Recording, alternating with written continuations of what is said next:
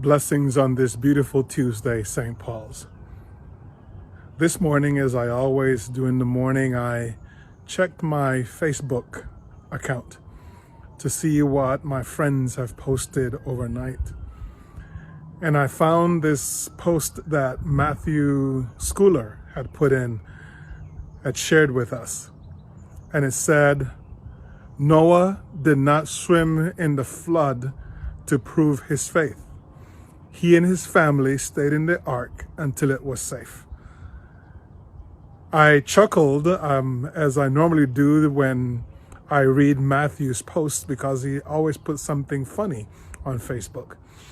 And I thought about it more, and I went and I looked in the Bible, and I found that in Genesis it says that the waters of the flood covered the earth for 150 days.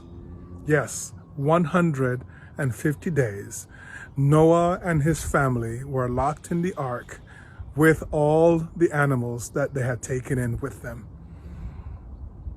I think about this particularly since yesterday we heard that our county is going to continue sheltering in place and distancing for at least another month. Well, actually, more than a month, because through May 31st. Yes, we have been sheltering in place for 5 weeks now, but we don't have to go outside and protest to prove that we are faithful followers of God. We don't need to go out and test whether God is with us by swimming in a virus that can kill us. It also made me think about Jesus and his time in the wilderness after his baptism, when he was tempted by Satan for 40 days and 40 nights. When Satan said to him, "Throw yourself on the pinnacle of the temple, for God will send his angels to take care of you." And Jesus responds, "You should not put the Lord your God to the test."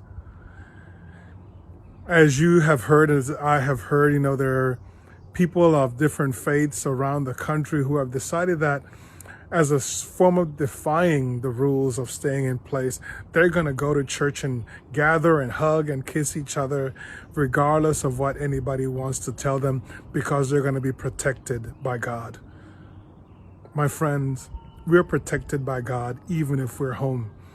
We don't have to be in the church building for God to protect us. And indeed, trying to test whether God is going to protect us by going against what those who know better about infectious disease are recommending is not faith. I would say it is irresponsible, if at least irresponsible, if not a deadly, misguided decision. So, 150 days, Noah stayed in the ark, and his family was there.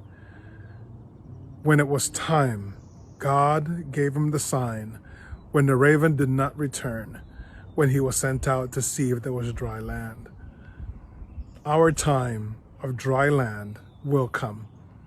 Please don't go out and try to test whether God is going to protect you from this virus. Do what you already know. God is working through the gifts of those who have been educated and trained in how to manage these situations, to protect us, to care for us, to bring us to the other side of this dilemma, of this time of difficulty. I trust deeply and have faith in the guidance of God to take us to the other side. I pray that you're able to patiently trust in how God is going to continue to work through the gifts of others to bring us safely to a new day. May this day continue being one of blessing for you, your family, and your loved ones. And don't go swimming. Don't go swimming yet. The flood has not resided, and it is not yet our time. Once again, blessings, St. Paul's.